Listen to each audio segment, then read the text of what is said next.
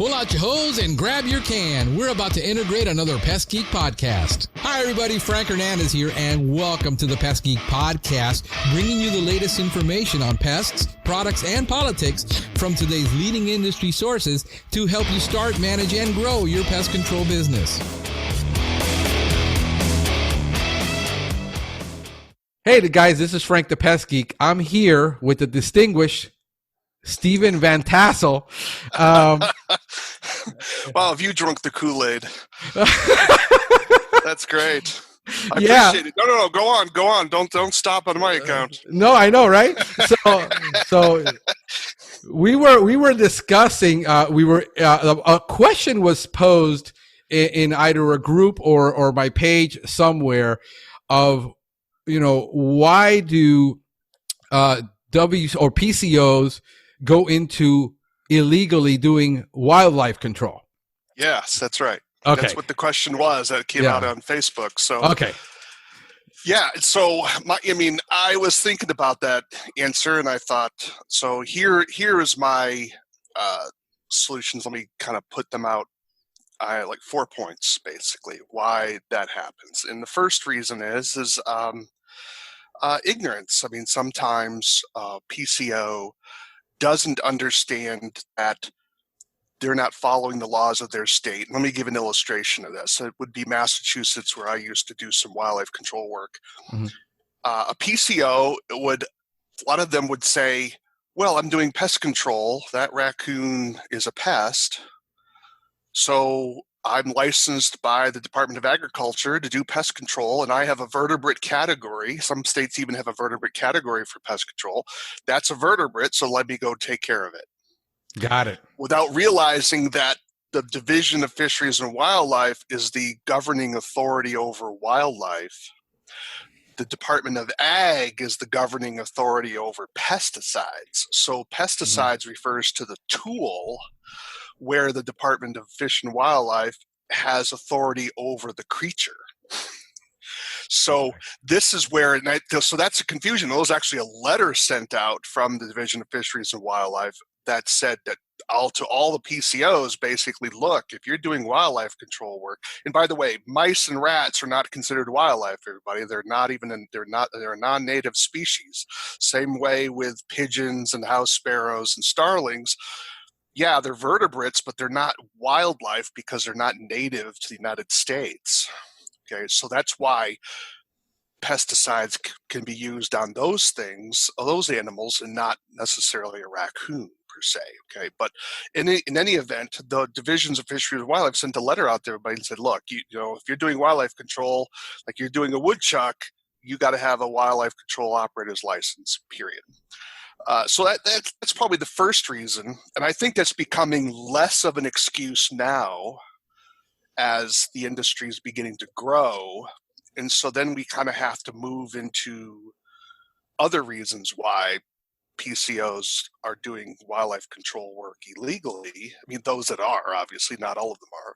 And I think some of it's maybe a misunderstanding. Sometimes a PCO will look at a label, and they've been pounded all the time. The label is the law, label is the law, label is the law. Right. And they read this label, and it says, this ignitable gas cartridge for use against woodchucks. And they're like, okay, that's the law. I'm a PCO. I have the ability to use this pesticide on a woodchuck. This is a woodchuck. I'm using it. Well, that's true. All that's true. But they don't understand that the Department of Agriculture often doesn't have authority over that woodchuck. It has authority over the pesticide. You still have to have another license to control the woodchuck. Got it. So in other words, you'd have to have the license to control the woodchuck. Then you would have to have the license to use a pesticide to control that woodchuck.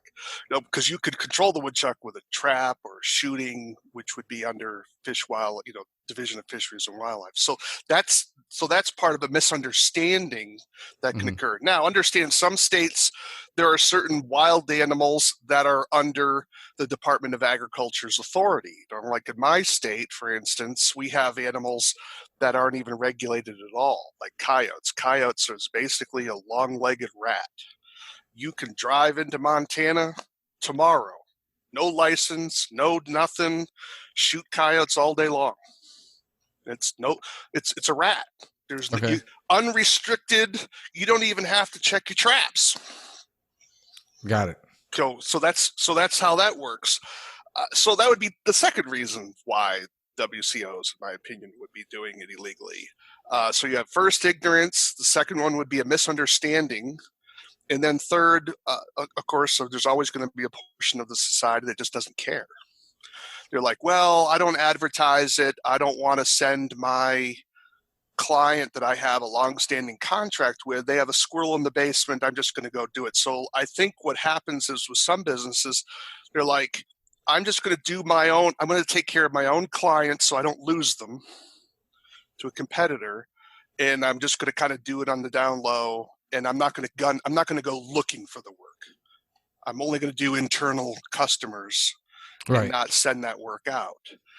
And then the fourth reason, of course, is a lack of enforcement, which is across the board. Right. And they're not going to get caught. Right. Yeah. And I have that here. I have that battle with PCOs doing wildlife, not really understanding any of the other secondary problems like disease issues. Yeah. Where you have the zoonotic problems. I've had it in the past where I've had customers tell me, listen, I got a raccoon in my pool. I need you to remove it. And I said, listen, I don't do wildlife. Right. I that's a whole different set. When I looked into it, I called the Department of Fish and Wildlife. Yep. And they said, no, you don't need a license. So I said, okay, I can do wildlife. But then I had one community call me and said, well, I've got a bunch of peacocks running around this community. And they wanted me to remove them because they're obnoxious, they're loud, they're terrible. Yeah, they're terrible. Yes.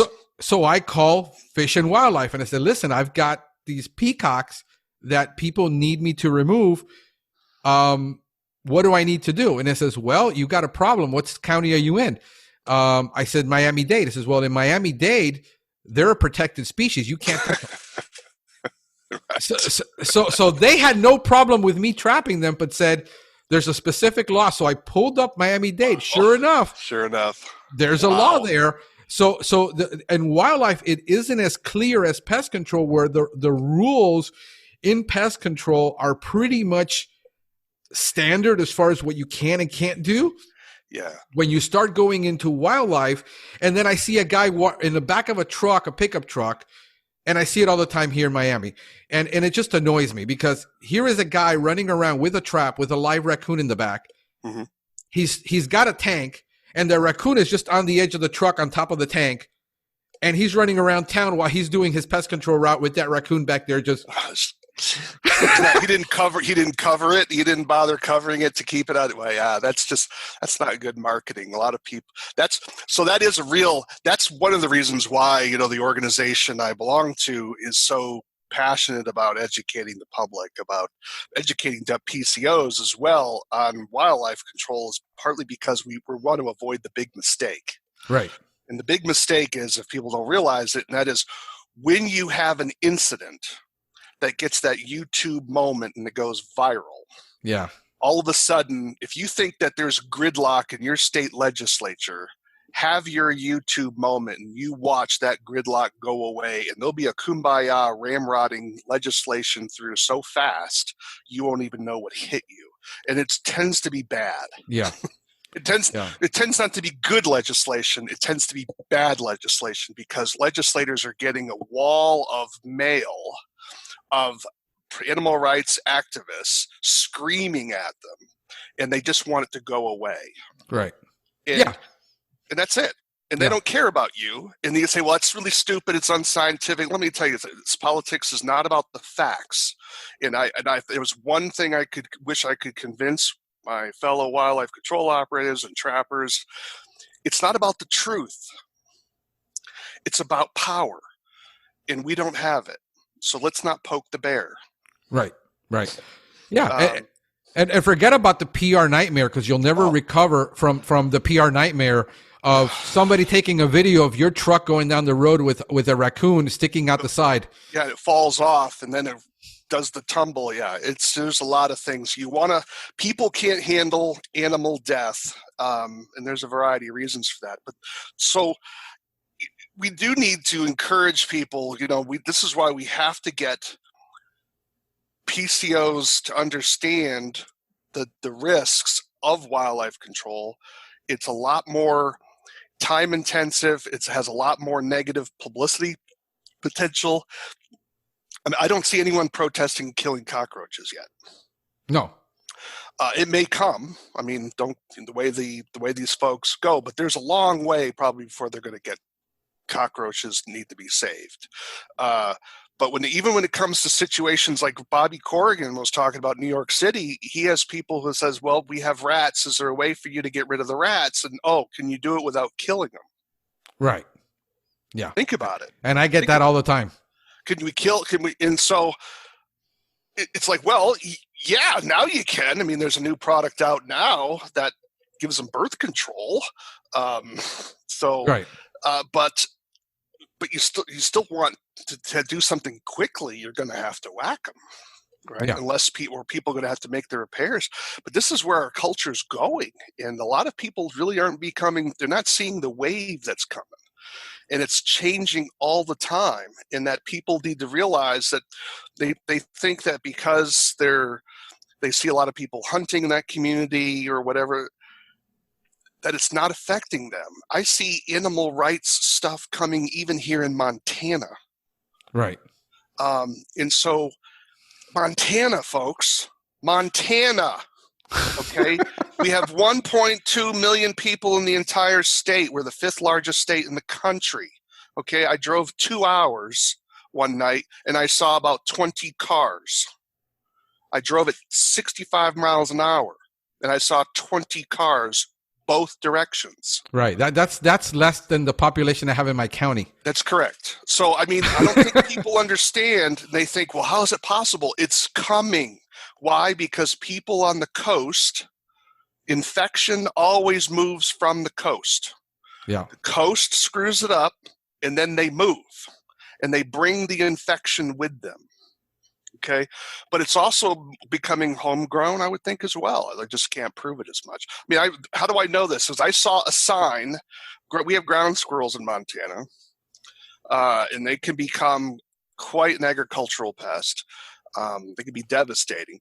And there was a little sign put on someone had a sticker made, plastered it on a state park sign that we have different signs across the state that point out different historical features and things like that. So they slapped it on there, and it says, "Please stop killing the ground squirrels. They're food for other animals." Yeah. Okay. We have tournaments where people are shooting ground squirrels. I'm not even talking about prairie dogs here. The prairie dogs is another thing. Okay, but we're talking about ground squirrels. And please don't kill the ground squirrels. Now, just to clarify for people in cities, that a groundhog is not. What is a groundhog? Because it's not a pig. That's great. It's right. It is a ground squirrel, but it's a bigger ground squirrel. So the ones I'm referring to are basically, if anyone's familiar with 13-line ground squirrels, they're about the size, a little smaller than these ground squirrels, Richardson and Columbian. They're a little smaller than a gray squirrel or a fox squirrel. So, but they have a shorter tail. So think of a tree squirrel that's on the ground. Gotcha. That's about the size of a small gray squirrel or fox squirrel. I think most people know what a tree squirrel looks like. So basically, chop the tail down to much shorter, not as bushy. And these are animals that live in the ground. They hibernate most of the year. But when they come out, they could do some devastating work for agriculture. And, if you love your grass, I like ground squirrels. I wanted to live in my yard, but he chose someone else's yard, and they're getting shot up. So they chose the wrong yard because I wanted to have them around. But so this is kind of like a Caddyshack thing.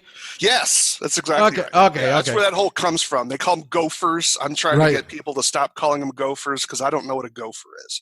A gopher is a what's it, right? A gopher is it's a what's it? Is it a pocket gopher? Is it because there's like 13 or 16 different animals in the country that are called gophers. So I'm Okay. trying to get Montanans to stop calling them gophers. What is it? A ground squirrel? Is it a pocket gopher? What Yeah. is? And so, but it's old traditions die hard, right? So Yeah. What about dealing with scientific names in the wildlife community? Because I mean, we have to deal with it in the pest control world. We make a distinction between a German roach and an American roach by the scientific name. We're taught to do that for the most part. What do you know that as far as the knowledge of WCOs that are doing wildlife control, they really get into the biology as much as we get into pests? some do. There is a group, a subset within wildlife control operators who really get into the biology side of things, and they're sort of what I would call what science used to be was more of a naturalist. So these would be people that would go out into the woods or the fields, and they would just sit there and observe. And they would record their observances, and that would be what science was back in the 1800s and whatnot. That's what they did. And scientists still do it, although a lot of times it's a lot more laboratory and a lot more experimental based rather than observational based. So there is a subset of those, and Charlie Dobbins would be an example of that. He was an old time. He wasn't a wildlife control operator. He was a fur trapper, but those in that fur trapping community will remember him. He passed away several years ago. But Charlie Dobbins was a observer par excellence. So his trapping methods were based on his observations. So there is a subset of wildlife control operators who do that. The difference with us is that we don't. Although I like to have wildlife control operators know the scientific names, the reality is that they can still do their job effectively without it, because a raccoon's a raccoon is a raccoon. We don't have raccoon A, raccoon B, raccoon C where there's speciation that would make a difference in terms of how you're trapping them, where you would have with cockroaches, because an American cockroach is going to behave differently than a German cockroach. Right. You need to know that difference, and you need to know that identification because it matters in your control. A raccoon's a raccoon's a raccoon, whether it's in the South, whether it's in the North, whether you know the scientific name of it or not, it's irrelevant. Gotcha. Because behaviorally, because you're more concerned, is this an educated raccoon as opposed to an ignorant raccoon? And so that's what's happening now in our industry, because people are shipping animals all over the place. These animals are starting to realize, square thing bad, right? I'm not going to go into that. So I think with getting back to those PCOs, ultimately it's important for PCOs to realize that if they're in that ignorance category, contact their Fish and Wildlife Agency, find out if there is a license required to do wildlife control in their state. Not every state has that. My state's one of them. You don't have to have a wildlife control operator's license to do wildlife control, because we don't have a wildlife control operator license. So you would be looking for something that doesn't exist. Right. But there is a growing number. I think we're up to like 35 states, I think, if memory serves, have some level of regulation on wildlife control, because that has to be different than a trapper's license. A trapper's license allows you to control certain species during the trapping season. The wildlife control operator's license allows you to control those animals outside of the harvest season. Right. That's what you need that license for.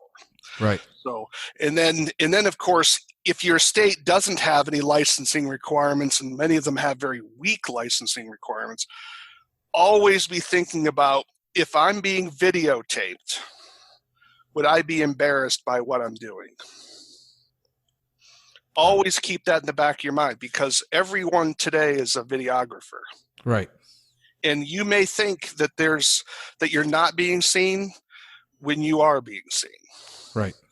And so just because a lot of people can't handle death, right? They may get squeamish over you squashing a cockroach, but they're not going to have nightmares over it. You're going to have people, if they see you killing an animal, they're going to think, why are you killing that innocent animal?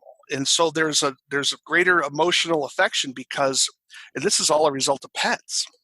The whole notion of pets has caused this, people's attitudes toward animals to change. It's no longer a pet. Even the word pet's not even used as much anymore. It's now a companion animal.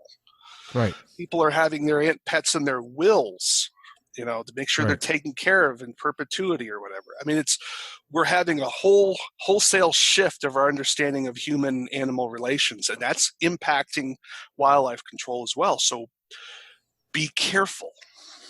Right. No, I get it all the time. Look, I'm talking about with rats. Okay, people, I want you to get rid of it, but I don't want you to trap it, and I don't want you to kill it. I want you to put it outside. Now, here in Florida, for me to trap an animal, I can do it without a license. Yeah. And what they want, the state says you got two options. You either euthanize it, or if you're going to transport it and set it free, it has to be on a property, private property, that's 20 acres or more, and you have to have the in writing of that landowner that you're allowed to release animals on his property. You could do that with rats? I don't know, because I've never seen that in the law or anywhere that I can move a rat. But we can get the rat out of the home through a repellent and basically get it out and let him go somewhere else. Right. So that's not an issue.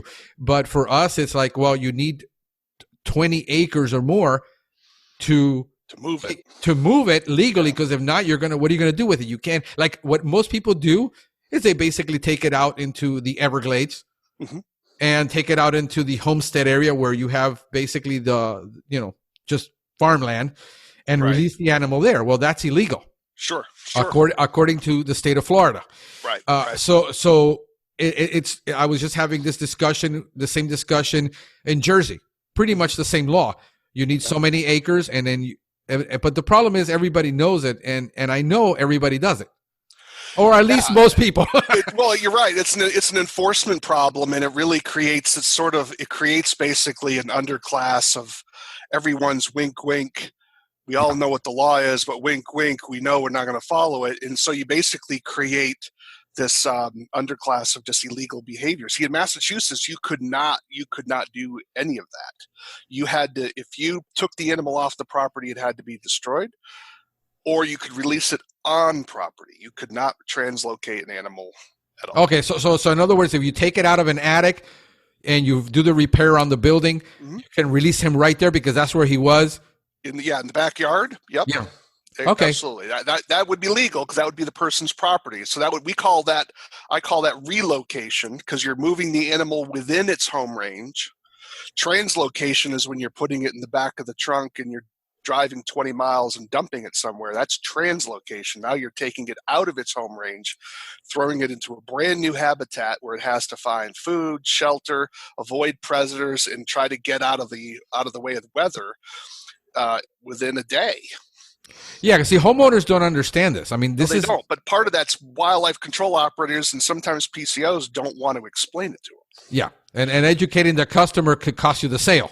Right. Well, I had the beauty of, I would have a document. I had a document from the Massachusetts Fish and Wildlife. It was their letter. It was their document. I just photocopied it. Right. It was part of my packet that I gave to every client, and I would have people tell me, well, the other guy said he would release it somewhere else. And I would say, man, he's either lying to you or he's breaking the law.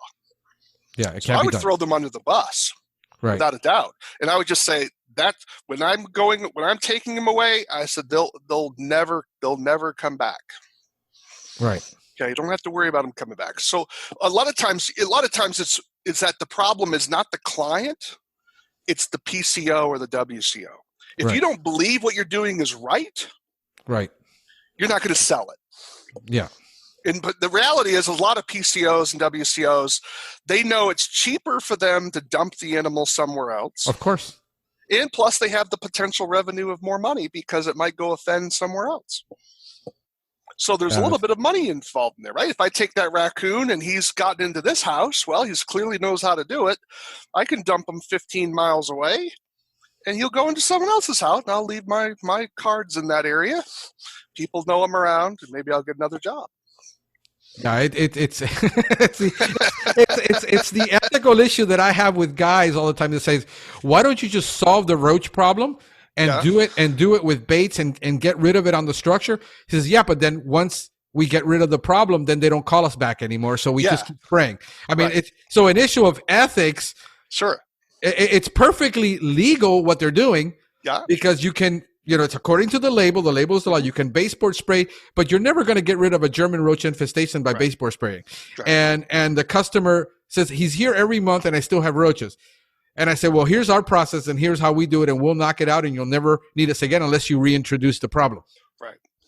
And so most companies want a contract, and I'm like, so it's an issue of ethics and morality.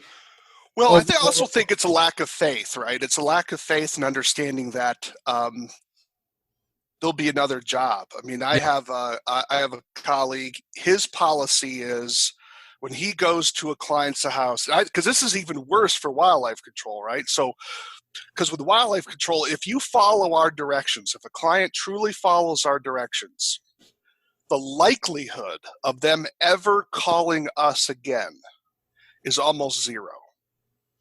Now, I'm not talking about moles in the yard. I'm talking about an animal getting into their house. And let's put mice aside for a moment because that's a more difficult project.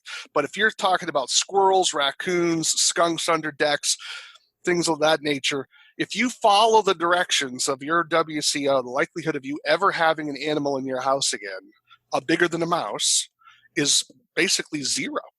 Right. And it usually involves sometimes expensive repair. Yes, but it's sometimes not. I mean, but the point is you don't have to worry about a 20-year contract of baseboard spraying. Right. It's done. And so in a lot of people, and so that's very hard. In a lot of this is one reason why wildlife control operator companies often don't sell as well as PCO companies, because you don't have that recurring revenue. Right. And I think for PCOs, I would tell them, look, it's up to the client. You can say, look, we can try to solve this problem right now. And I think doing good always is going to get good. You may not become shoot the lights out rich. Right. But in the long run, it's going to work for your business. Are you thinking about your business just for the next 5 years? Or are you thinking about your business in terms of what you're going to hand to your children? Right. So it's what is your time horizon? If you're just trying to make a quick buck and you just want to chum some client along for a long time where you can simply solve their problem, well, then that's your decision. But understand, I think you're thinking too small because the cockroaches are coming back. Yeah. Someone's going to bring them in again. If they were there the first time, they're going to come back in the second. Yeah. Habits die hard. Yeah, sooner or later, it's certainly going to happen. But I think that there has to be, you always want to do what's good for your client. And I think sometimes we have to be sure we give the client options. Now, with wildlife control, certainly there can be expensive repairs. I mean, I saw a photo on Facebook recently where it was, I guess it was they said it was an elderly lady's house and she just wanted their squirrels out of the house, right? And so, and the repair job that was done was not adequate, but probably the lady didn't have the money to afford it because the house was in very bad repair. And this is a situation where I disagree with the animal rights people. They're like, well, you don't need to kill animals. You just need to repair the house. Not everyone can afford that. Yeah, that's been a constant battle that I have with people where what exclusion might be in Florida because of the construction type. Yeah. We have stucco homes with tile ceilings, very much easier to repair that type of home than if you've got a 100-year-old house that's wood and has siding and, cedar or whatever. What would cost here maybe $300 to $400 to do an exclusion. It's $2,000 to $3,000 or $5,000 to get that house fixed to exclude it. And that's always been a lot of the contention with guys is, I can tell them to fix it all day long, but the reality is the homeowner isn't or can't afford it. Right. And so that's why I think it's important for us to always maintain the tools, because sometimes lethal control will solve the problem for the short period of time. Right. And yes, they need to fix their house, but I tell people, look, and they say, because they'll tell me, well, trapping doesn't work. And I mean, what do you mean trapping doesn't work? And they'll say, well, the animals will come back. I say, well, the animals I trap never come back. And they'll say, oh, well, others will come back. And I said, yes, why do you cut your grass? I said, it doesn't work. Yeah. Look at me, and some of them will get it right away, and others will be like, what? And I'll say, well, why do you cut your grass? It doesn't work. And they're like, huh? I said, because you have to mow it again. So why is it different with trapping? Why is trapping once a year a terrible tragedy, but mowing your grass every 2 weeks is okay? I hate cutting grass. It is the biggest waste of time in the planet. Sitting there cutting grass for what? No one's paying you to do it. I'm sitting there cutting grass, wasting my time cutting grass that's just going to have to be cut again. But yet when it comes to killing animals once a year, that's the big tragedy. And I'm like, how does that work? You'll spray bugs every week, and that's somehow not a failure, but trapping once a year is a huge failure. Do you see? There's a disconnect in people's mind. And I'll give you an illustration about the relocation, translocation thing. I would have people tell me, well, why? That's a stupid law that you can't translocate this animal. And I'll say, really? And I'll say, well, what if I moved all the squirrels into this neighborhood so I could do job? Oh, well, I guess it is a good law after all. Right. So again, it's how you sell it. If you don't believe it, you're not going to sell it. Of course. And I would explain it to people. And as soon as I explain to them that translocation is not as humane as people think it is, a lot of them were like, well, that kind of makes sense. But a lot of them didn't care about the humaneness of it. As soon as I told them that this might cost them more money down the road, oh, that was a good law. Yeah. So once we start talking about the money, people... They change their tune. Everything comes into light. But here's what people don't understand. What is the danger for that animal and cruelty? Oh, it's terrible. So this is the debate. So there's the research is all over the map, because the reality is that not every animal is going to die, right? So some people will argue this way. They'll say, well, yes, that animal may die if I translocate it, but it has a chance. Like it's like a lottery, right? You know, if you win the lottery, you survive. Okay. Well, here are the reasons why you shouldn't translocate. Number one is it's really hard on the animal when you translocate them, because now it has to find food, shelter while avoiding animals. And if you do, depending on the time of year that you do it, it might have an environmental stress. For example, it's easier to translocate a squirrel, say in the summer, where it's warm, as opposed to the middle of February and it's freezing and it's sleeting rain. Right. Okay. So that's number one. Number two, it has to reorient itself. I mean, when they've translocated raccoons to different areas, sometimes raccoons would travel up to 15 miles trying to reorient themselves. That's pretty stressful. Again, it also, people don't think about, is there already too many animals in that location to begin with? The Americans have this mythology that there's this open space waiting, bring us your squirrels, bring us your raccoons, because we don't have enough. Well, that's really not true. What happens is then you're going to have interspecies competition for the limited resources that are already there. And then you have the problem of potential disease. That if either the animal is healthy and you move it into an area where there is disease, or the animal's sick and you moved it to an area where there was no disease. Look what happened to us with the rabies epidemic that occurred in the mid-1990s. We had the belief is it was hunters from Florida took some raccoons, brought them up to, I think it was West Virginia, and they released them, and then they realized, well, some of the raccoons were dead inside the cages, and then they found out that they were rabid. And then you've watched the rabies epidemic, the mid-Atlantic rabies epidemic, march its way up the eastern seaboard. It hit our area in Massachusetts, in Springfield. I think it was 94, maybe 93, 94, if memory serves. I was removing raccoons left and right, and then it just went, I lost a third of my business. Went from raccoons being a third of my income for my business down to probably less than 5%.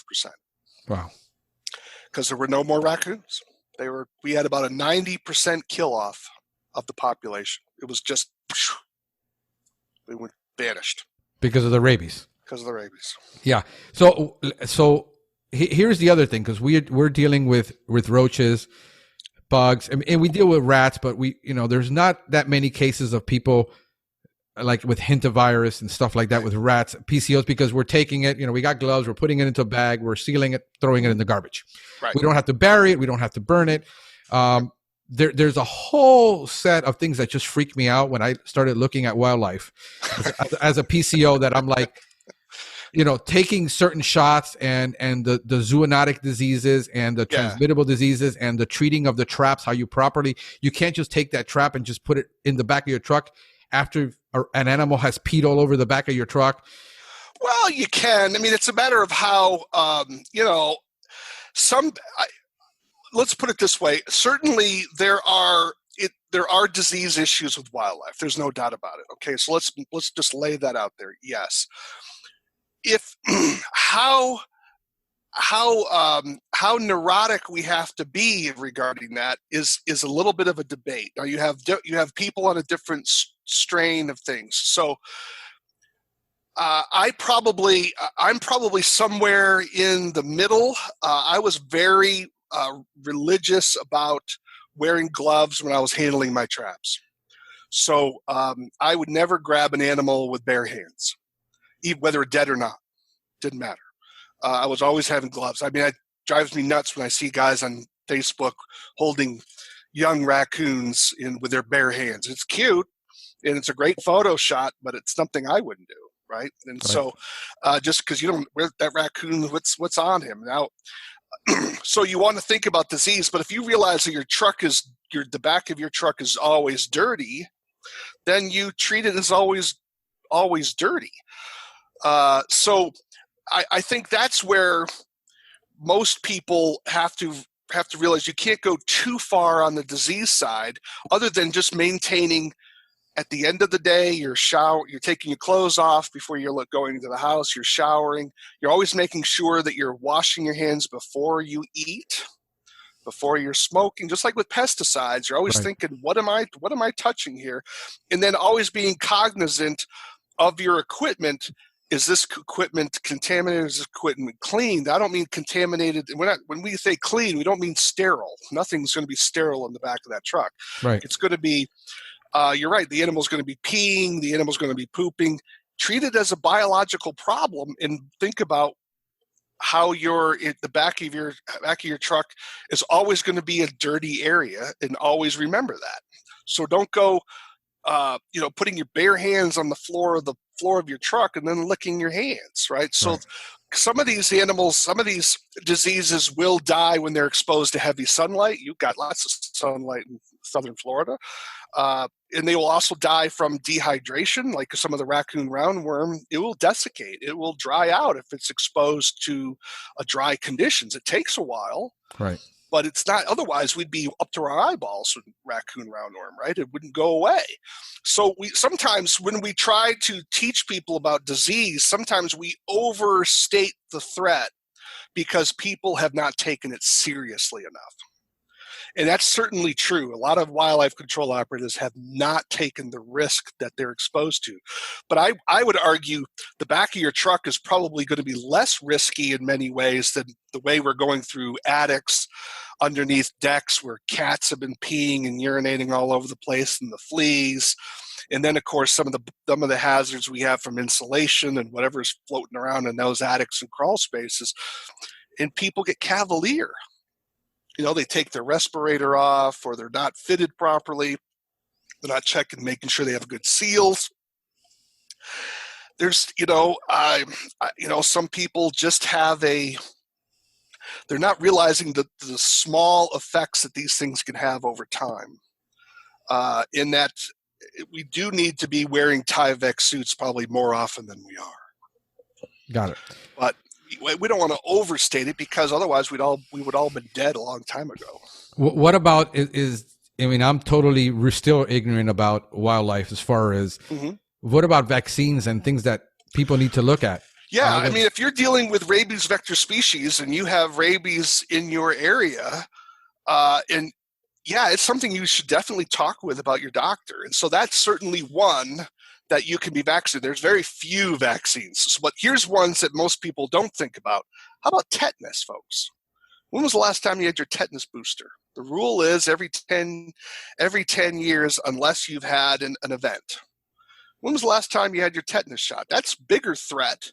You're more likely to poke your hand on a nail than you are necessarily get bit by a bat doing your work, right? So you could be bit by a bat, but so tetanus is a bigger issue. How about is your first aid kit in good repair in your vehicle, or is it down to its last Band-Aid? Right. And of course, that's is all a mess, and your hydrogen peroxide's expired, or whatever the case is. Do you have a meaningful first aid kit? But yes, I would say get your tetanus shot up to date. Have a conversation with your doctor about the rabies shots. Because every vaccine carries there's always some level of risk, right? Now, and I'm not an anti-vaccinator. Don't accuse me of that. No. I want people to get their vaccines, but vaccines are always a risk-reward ratio. I think the reward far outweighs the risk, but you need to have that conversation with your doctor, because when I had mine done, you don't feel all that great for a couple of days, right? So the rabies vaccine is a set of 3 shots, on day 0, day 7, day 14. Day 0, day 7, 14, and I think it's either 21 or 28. So I think it might be 4 shots. They might have dropped it down to 3 now. But you're basically getting your immune system built up against rabies. Now, understand that if you get bit by an animal and that animal tested positive, you may still need to get additional post-exposure treatment. Okay. What the pre-exposure does is it saves you from getting what's called the gamma globulin. So the rabies vaccination after you get bit, so you have post-exposure vaccination, you get a gamma globulin shot. That's based on weight. So the heavier you are, the more you get, and it's a thick syrup, and it hurts. Like, think of syrup being pumped into your body, right? Ugh. The rest of the shots are no big deal. So the pre-exposure shots save you from getting the gamma globulin. And that also, and in some cases, if they do a titer check, you may not have to have any shots at all, because your immune system's high enough to have fought off the rabies. So I certainly recommend getting rabies shots. But again, that's a conversation you want to have with your physician, because it's a medical decision. And you have to ask, is the risk that you're taking in your field, if rabies is not really that prevalent in your area, it may not be worth your time. But in my area of Massachusetts, when I was working during the pandemic, the epidemic of rabies that we had, it was definitely worth my time, because I was hired by cities to remove sick animals that were staggering around the city, and rabies was one of the reasons why they were sick. So yeah, I was a high risk because I was doing one-on-one engagement with these animals. Right. So, but a lot of wildlife control operators, I don't know if that would be really necessary for them. If you're not doing bat work, would it be necessary? If you like to cowboy it and go after animals one-on-one and doing the hand grabs and doing crazy stuff like that, then yeah, you probably want to get your rabies shots. Or you probably don't want to be in that business. Or you don't want to be in that business. Yeah. But so absolutely. And so there aren't many other vaccines. I mean, you have rabies, you've got tetanus. You should get certainly your interpersonal disease issues taken care of: measles, mumps, chicken pox. I mean, clients are dangerous to us. I mean, they're sneezing and hacking all over the place on you. So your client, you need to have whatever. There's a growing number of people that don't believe in vaccinating their children. Right. So if you didn't have, I've had measles, mumps, chicken pox, German measles. I was a germ warfare baby growing up. So, I mean, my parents exposed me to everything. So I'm immune to all that stuff. But I still got my shingles vaccine, which is just another form of chicken pox, right? So as we get older, did you get your pneumovax vaccine as you start getting older? See, this is something the younger guys, they're out there in their 20s and they're trying to hit it and they're grabbing the 40-foot ladder and they're taking it on. Let me tell you something, folks. Protect your body. Yeah. You are not going to be 20 and 30 forever. And you talk to, I'm an old timer. I've been out of the ladder business for a long time now. Let me tell you something. I'm looking at colleagues and you can see the years are wearing on them. Okay. Yeah. Protect your body. That means slow down and try to be there to extend it out, because when you start getting 55 and 60, are you really looking to be throwing around a 32-foot ladder, climbing the roofs? Yeah, unless you're a bodybuilder. And even then, you see a lot of those guys dealing with arthritis issues, right? Yeah. I mean, there aren't many, a lot of people think when you're running your body at high octane, you wear it out on high octane. Oh, I know. My knees are shot. I had a car accident when I was 25 and damaged one knee. And then I worked in construction and doing tile and being on my knees and doing landscape work. Yep. And my knees are now shot. I mean, they are. I wish I protected my knees more when I was doing my work. I used to constantly not wear knee pads, go from stud to stud to stud in the attic. I think that was a huge mistake. Yeah, I have that issue with my techs. I tell them, guys, put on your knee pads. I mean, we don't understand that we have Hispanics cook a lot of beans, and those beans fall on the floor. And if you've never had a bean stuck to your kneecap when you kneel down, and if you're one of my techs, he weighs like 300 pounds. Yeah, a ground rice will make you cry. Yeah. So I tell my guys, dude, put on your knee pads. Doing roach jobs, you're on your knees. Yep. Put on your knee pads because it's going to save you. And if you get injured, the lost production that I have to deal with you and your lost income, it's not worth it. Yeah. Put on the knee pads. You have to do it. And this is why when I do presentations, I ask, one of the things when I'm talking to wildlife control operators or PCOs, I talk about the risks that they're exposed to all the time. And then I'll say, and I'll just stop and I'll just say, are you charging enough? And it'll just be, sometimes in the audience, things kind of go a little quiet as they ponder that. Right. So, I'm not talking about price gouging people, but the point is that we have to recognize is that you're wearing your body out with some of these activities. If you're doing a good inspection of someone's home and you're crawling through that attic, and you're going through underneath that deck, or you're going through that rank, stanky basement that they've got, that may be mold all over the place. Yeah.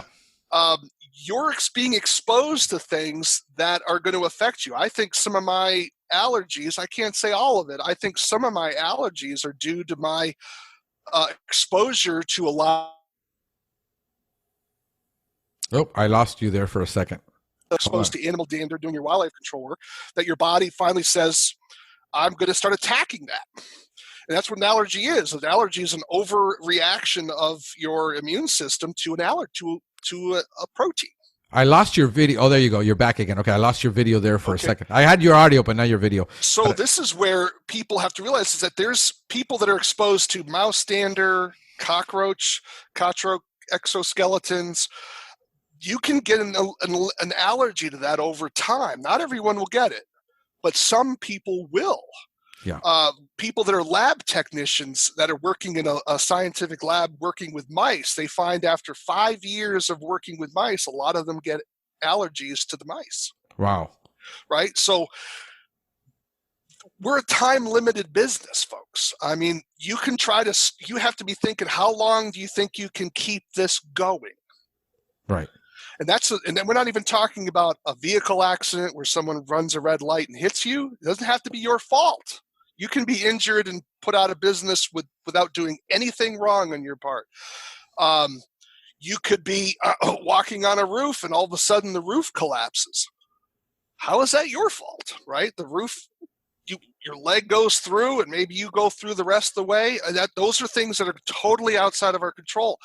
You have to think about things like workman's comp. Do you have disability insurance? I had a friend of mine. He was going onto a garage roof. It was a 10-foot roof. Okay, we're not talking about 40-foot ladders. It was a 10-foot roof. He just put the ladder on the driveway, was climbing up. The ladder kicked out on him.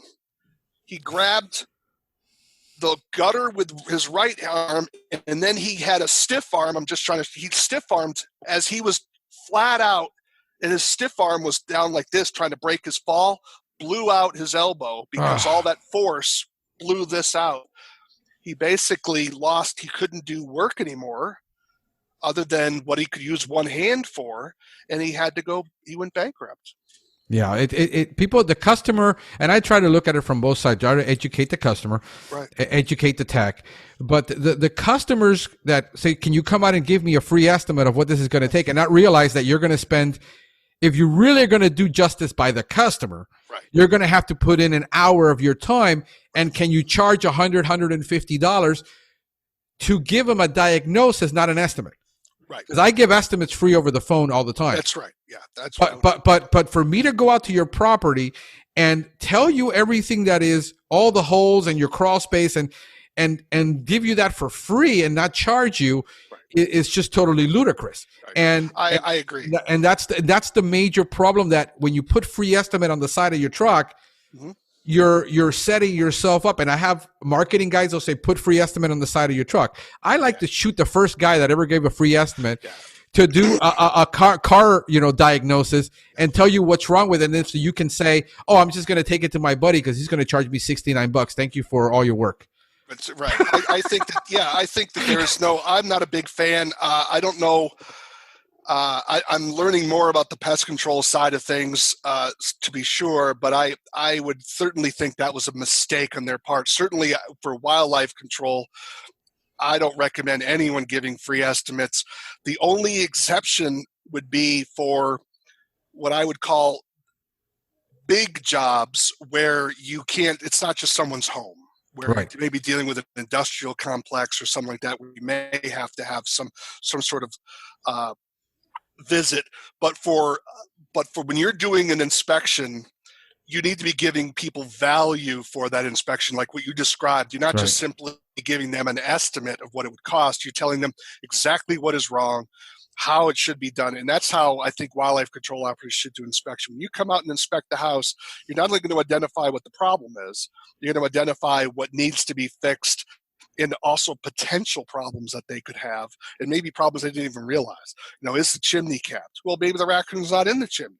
Well, okay, he's maybe in the attic, but you still want to make sure the chimney is properly protected. Are the screens? So you're going to give them a complete diagnosis. So if they follow your instructions, you may never be back there again. Right. But the point is they got value for that inspection. And what I would do is I would say, if you hire me, I incorporate the inspection fee and discount the price that I gave them. Right. Otherwise, we're done. I have a friend of mine. He made my inspections look like a piece of garbage. He would actually tell people the measurements of the chimney, what they would buy, how the measurements of all the vents. He would tell them exactly what to do. So if they wanted to do it themselves, they had the blueprint right there. Right. And he has a profoundly good business, but he's what I would call a customer service guru. And I think if I was a homeowner, you have confidence in that kind of a person. He is laying it all out on the table. You make the decision as a homeowner what you want to pay for, what you can afford, what you want to do. He would tier it. This is what would need to be done. This is what could be done. This would be awesome if it was done. And he'd go down the list. But you knew when he walked away, he was right, done. And the other advantage is if the client ever called back, sometimes clients, wait, you wouldn't have to go in and remeasure everything. You'd pull out the form and you'd say, okay, that chimney is this. I know exactly what to purchase and make a one-trip stop. I mean, he has it dialed in, and I really think that his idea there was impressive. So I would definitely discourage people from free estimates. Your time is too valuable, and I think if you give that kind of a quality quality inspection where people realize that they're learning things about their home that they didn't realize before, they'll recognize that that's valuable. Yeah, one of the constant conversations I'm having with guys, especially technicians that turn solopreneurs, business owners, is that they don't understand the cost of that sale. They don't understand the cost of the conversion. They think, well, how much can I pay for a lead? Well, $13. Well, how many leads do you need to make one conversion? And then how much does that sale cost you to go out and make that estimate? So if you've got $13 a lead and you take 10 leads to convert one, that's $130 for a conversion. Yeah. And then you got to go out and spend 1 hour of your time, let's say at $100 an hour.